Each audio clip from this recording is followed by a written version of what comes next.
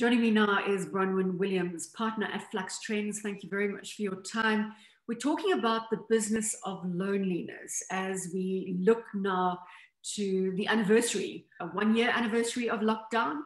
And this is now, Bronwyn, a booming industry that many are capitalizing on. So first, let's just look at the situation when it comes to loneliness, and then the innovations that are taking place to address this dire need. Yeah, so loneliness has been a trend that has been in play for quite some time now. As our lives become more connected digitally, paradoxically, we're losing deep connections with flesh and blood human beings. So we're seeing people getting married later, having children later, not getting married at all. I mean, if you are a young man in Japan, you're more likely than not to never get married, to never find a partner, for example. And some of these more technologically advanced countries can be seen as a sort of canary in the coal mine as to the direction the rest of the world is going on, because they're just simply further along that technological journey. And then you start to get the statistics that were coming out even before COVID, before lockdowns forced many of us into loneliness. There was a particularly disturbing study that was done in 2019 across Western people, so that would be your US and your parts of Europe. And what they found was that millennials, those are people that are around about my age, so sort of in their sort of early 30s-ish, out of those statistics, they found that 1 in 4 millennials has no friends at all, not even any acquaintances that they could call for non-sort of structured reasons, which is absolutely extraordinary. That's that 25% of your adult population that has no deep ties at all. So that really is because they default to digital engagements on a regular basis, the gaming industry, etc. That's where their engagement comes from.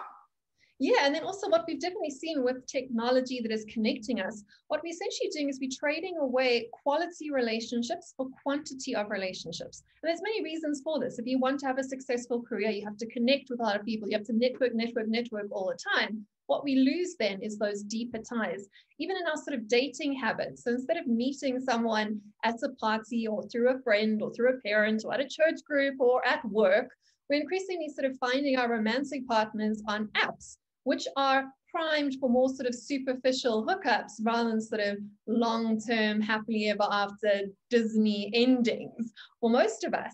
So our sort of expectations from each other have declined. At the same time, we're having just been overwhelmed with information, but it's not quality information. It's not information that satisfies us as human beings. So loneliness is emerging. And of course, loneliness is subjective, not objective. So different people feel it in different ways. But when we start to look at the sort of more commercial numbers coming up, we can start to see that the story goes quite deep. I think one of the most interesting examples as to how loneliness can be commodified, because every business solves a problem, right? So if you can solve a problem, you have a business case. And I think a great example there is Whitney Wolfe Herd, who became the youngest female CEO to take a business to IPO. She's now worth over $2 billion. And her business is tapping into exactly this, the business. The online dating. The online connecting people, right? So we are hungry for it and we're willing to put our money behind it. But of course, there are many other sort of examples here that can also point to signs and signals and signposts towards the fact that solving loneliness is definitely going to be a business and a career opportunity of the future.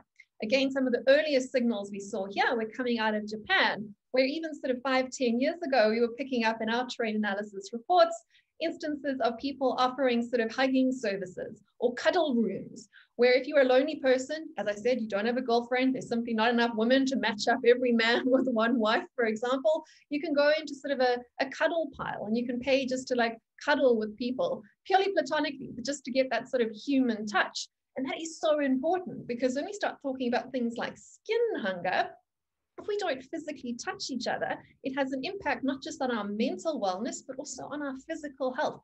We are requiring, as flesh and blood human beings, deep connections with each other in order to be healthy on the inside and on the outside. And there's many, many more examples, things like hugs on demand, so like an Uber for hugs, like Hugster. So you can sort of like dial into your phone and say, I need a hug, or you can send a hug to someone and a stranger will come and literally just give you a hug in the street, which is quite extraordinary.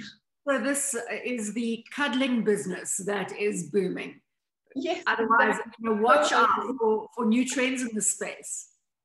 Exactly. And for any ways to connect people on a deeper level. So we're going to definitely see more explosions on our sort of dating apps. But the next sort of evolution we're seeing there is not just dating apps for hooking people up with romantic interests or with booty calls or whatever you want to use those particular platforms for, but we're also seeing sort of new generation connection apps that are helping people to actually find friends. As I said, if sort of 1 in 4 people has no friends, people are keen to connect purely platonically, just to sort of develop some deep ties. And on a sort of more startup scene, we're also definitely seeing a new sort of formats of social networks that do preference deeper connections over mass consumption. So Clubhouse would be one example there. The Intellect, which I'm involved with, is also definitely worth looking at. It's about smaller discussion groups for quality connections with people rather than sort of mass quantity that we've become used to with our social networks right now. As always, Bronwyn, thank you very much for being on trend. Bronwyn Williams, partner at Flux Trends.